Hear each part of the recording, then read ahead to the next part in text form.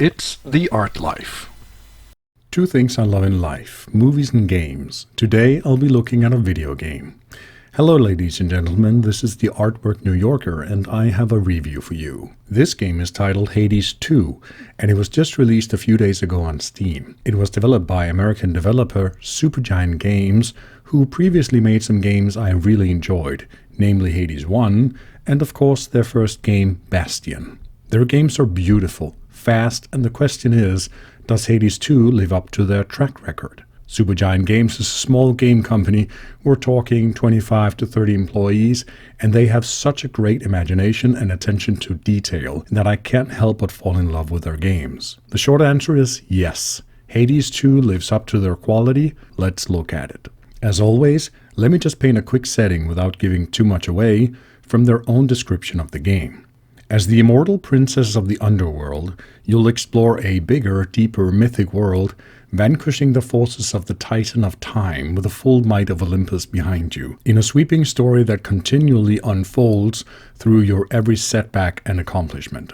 Infuse your legendary weapons of night with ancient magic so that none may stand in your way. Become stronger still with powerful boons from more than a dozen Olympian gods, from Apollo to Zeus. There are nearly limitless ways to build your abilities. The first ever sequel from Supergiant Games builds on the best aspects of the original godlike, roguelike dungeon crawler in an all-new, action-packed, endlessly replayable experience rooted in the underworld of the Greek myth and its deep connections to the dawn of witchcraft.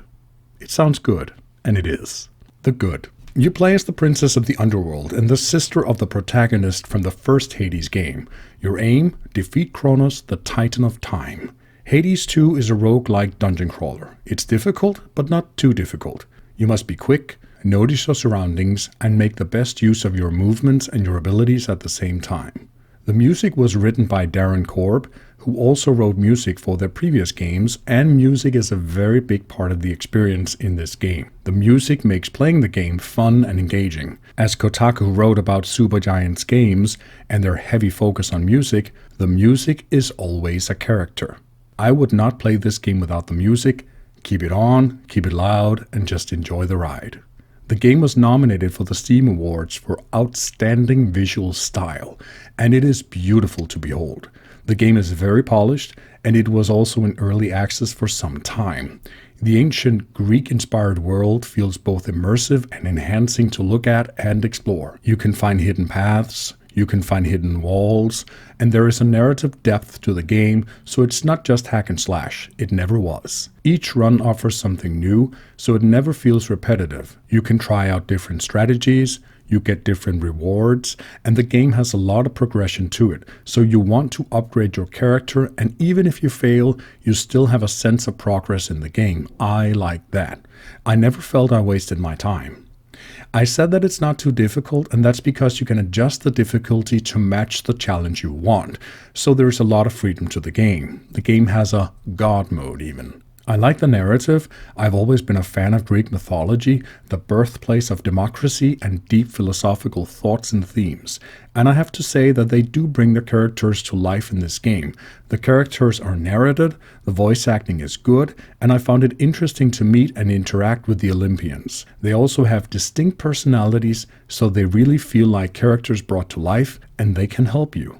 You can also get powerful boons from gods such as Zeus and Poseidon, so if you like Greek mythology, you're in for a treat. Weapons are fun, abilities are fun, gameplay is fun, and the game is very well balanced. What's not to like? But I must put on the critical view, so let's look at the bad, if any. The bad. There is one thing I want to get out of the way. Hades 2 is a slower game than Hades 1. The magic system is new, and it does take a little more time to get the hang of it, at least it did for me. So combat is not as fast-paced as the original Hades. Don't get me wrong, it's still a fast-moving game, but the magic system does make it a little bit slower. The combat style is also a little bit slower. It's not much, but if you really like the fast pace of the first game, you might get a little bit frustrated with the slower speed in this game. I said that the difficulty is balanced and good, and it is. But when you reach the end game, you really want to be prepared. Don't rush it. It's not easy. Have a little patience.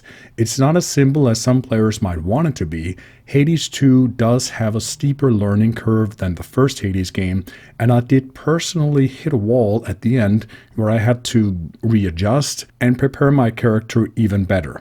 Some might say it's a plus, but if you're not prepared for that, you might get a little frustrated near the end. You have been warned. The verdict. Hades 2 is a worthy sequel, there's no doubt in my mind. The first game was beloved, and the second game very much so. I was engaged, there were a lot of combinations for being creative and experimental, and it's a very rewarding game. Every hour is well spent, and it has a lot of depth to it, and it is very polished. I can only recommend Hades 2 if you like this type of game. The soundtrack enhances the atmosphere so much, and both the sound, music, gameplay, and characters left me with an emotional impact when I did finish the game. It's a little bit slower than the original, and it can feel a bit grindy at times.